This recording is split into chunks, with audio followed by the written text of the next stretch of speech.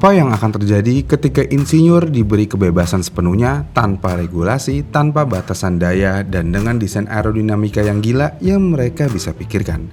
Ya, dengan tanpa adanya aturan, engineer bisa menciptakan monster berdaya tinggi dengan downforce yang luar biasa. Dan ini terjadi di divisi tanpa batas di Pikes Peak, di mana kita bisa melihat bagaimana mobil-mobil ini bersaing satu sama lain. Namun di kompetisi yang liar ini kita bukan hanya akan melihat ambisi-ambisi yang luar biasa, tetapi kita juga akan melihat kemungkinan kegagalan yang luar biasa juga. Dan di video ini kita akan membahas Pikes Peak.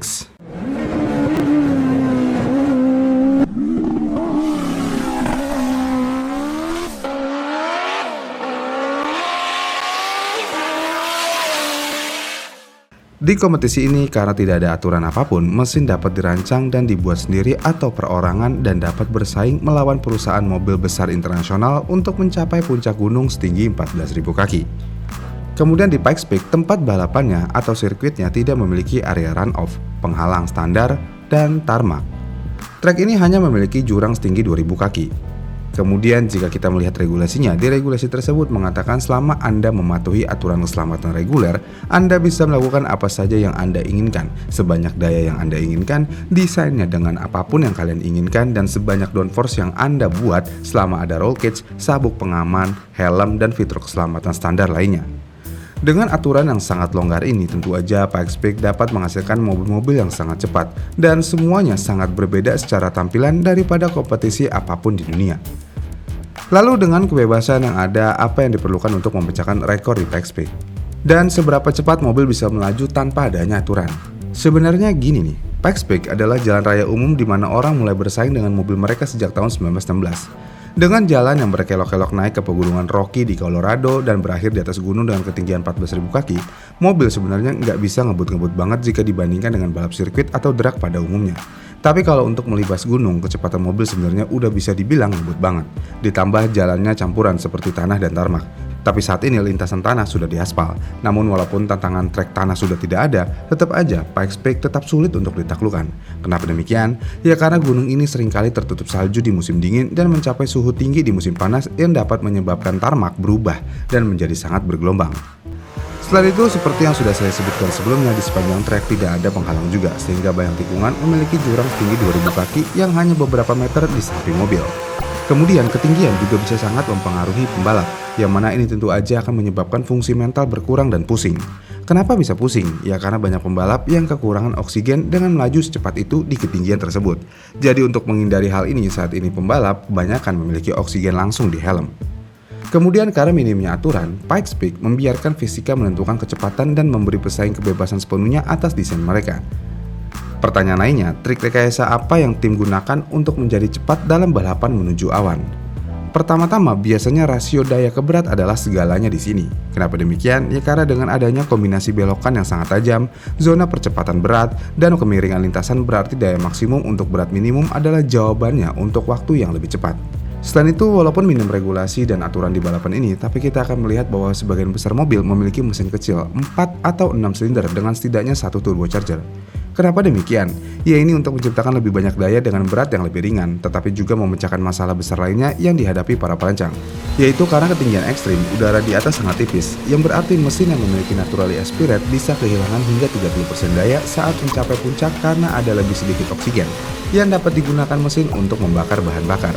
Jadi dengan memasang turbocharger dapat mengurangi efek ini dengan memaksa udara ke dalam silinder secara mekanis, menjaga mesin berfungsi secara efektif karena udara berada pada tekanan yang lebih tinggi dan ini tentu aja memberikan cukup oksigen kepada mesin.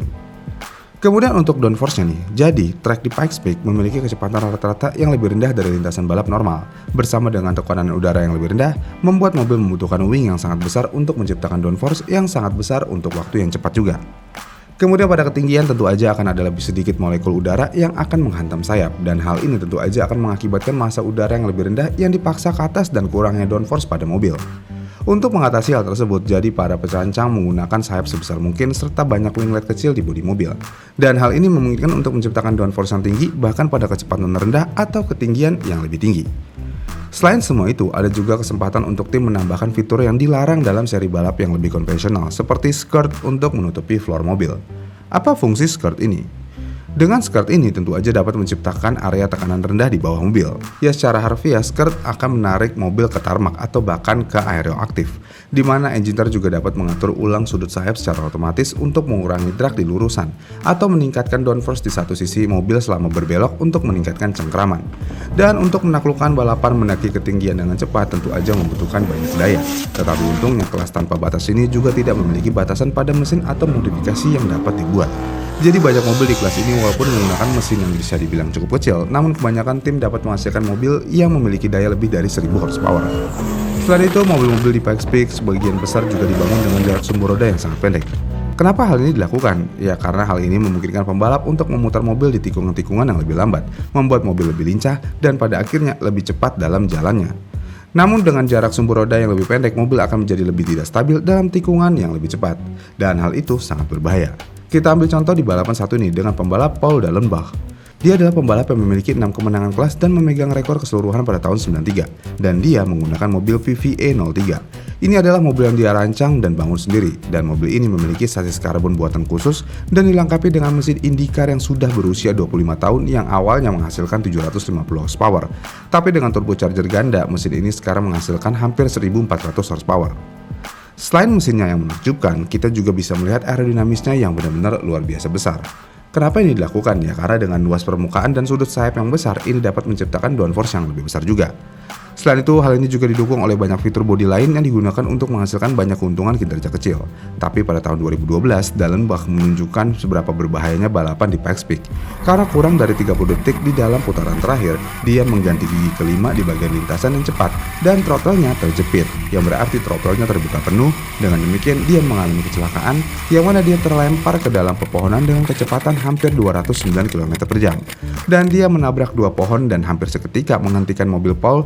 Tapi untungnya roll cage, hand device, dan struktur tabrakan bekerja dengan sempurna. Jadi Paul hanya mengalami memar di kecelakaan hebat itu. Namun walaupun demikian, dalam kecelakaan tersebut kita bisa tahu seberapa berbahayanya balapan ini.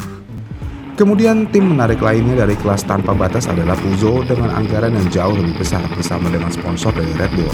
Peugeot menciptakan versi khusus dari mobil rally Peugeot 208 mereka dan mencetak rekor Pikes Peak dengan Sebastian Loeb.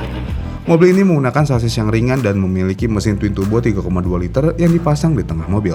Mobil ini sangat ringan karena mobil ini hanya memiliki berat di 875 kg dan dapat menghasilkan 875 horsepower, dan mobil ini juga dapat menciptakan rasio daya ke berat yang sangat ajaib, yaitu 1:1. Mobil ini sebenarnya berbagi banyak komponen dengan Peugeot 908 Le Mans, seperti sayap belakang, komponen suspensi, dan rem karbon seramik yang besar. Dengan demikian, seharusnya ini mobil memang kencang dari lahir. Dengan roda yang sangat pendek dan penggerak 4 roda membuat mobil dapat berputar dengan baik di tikungan-tikungan pendek dan mengalirkan daya dengan efektif di zona traksi. Dan semua ini membuat Loeb dapat mencapai kecepatan rata-rata di 140 km per jam. Dan mobil ini memiliki downforce yang sangat besar dengan floor yang mirip dengan saudaranya di LMP1 dan menghasilkan lebih dari 50% downforce mobil. Di mobil ini juga dilengkapi dengan sayap belakang yang besar dengan end plate yang sangat besar juga untuk efisiensi lebih baik, dan bagian depan mobil dilengkapi dengan splitter besar juga. Dengan spesifikasi tersebut, Sebastian Loeb dapat mendekati batasnya melalui setiap dari 196 tikungan, dan sangat mengesankan melihatnya memecahkan rekor sebelumnya lebih dari 1,5 menit.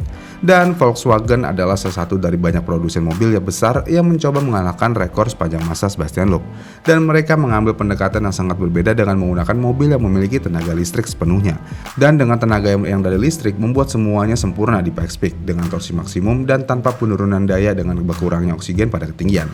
Jadi pada tahun 2018, VW membuat IDR, mobil yang terlihat lebih mirip dengan 919 Evo. Mobil ini dilengkapi dengan motor listrik besar untuk masing-masing poros, menciptakan sistem penggerak 4 roda penuh. Dan mobil ini juga memiliki sistem torsi vektor yang memungkinkan mobil untuk mendeteksi jumlah cengkraman pada setiap ban di sepanjang lintasan dan memberikan jumlah daya yang sempurna ke setiap roda untuk traksi yang sempurna. Semua ini membuat IDR lebih cepat hingga 100 km per jam daripada mobil F1. Dan mobil ini mengadopsi filosofi desain yang mirip dengan mobil LMP1, dengan bodi yang sangat aerodinamis, sayap belakang besar, dan splitter depan besar. Namun sayap belakang dipasang jauh ke belakang mobil untuk menghasilkan lebih banyak leverage pada roda belakang, dan hal ini menghasilkan lebih banyak gaya mendorong roda belakang ke permukaan lintasan. Mobil ini juga dilengkapi dengan skirt besar, dan hal ini bertujuan sekali lagi untuk menutupi floor dan menciptakan lebih banyak downforce. Dengan spesifikasi tersebut, hanya dengan satu putaran pada hari balapan, mobil ini benar-benar menghancurkan rekor Sebastian Loeb dengan selisih waktu lebih dari 1 menit, tepatnya di 7 menit 57 detik. Dan untuk saat ini, inilah mobil yang memegang rekor kecepatan Pikes Peak. Dan itulah balapan paling tidak ada aturan di dunia. Bagaimana nih menurut kalian? Komen di kolom komentar di bawah ya. Dan jika kalian suka dengan video ini, kalian bisa like dan subscribe channel ini, dan sampai jumpa di video selanjutnya.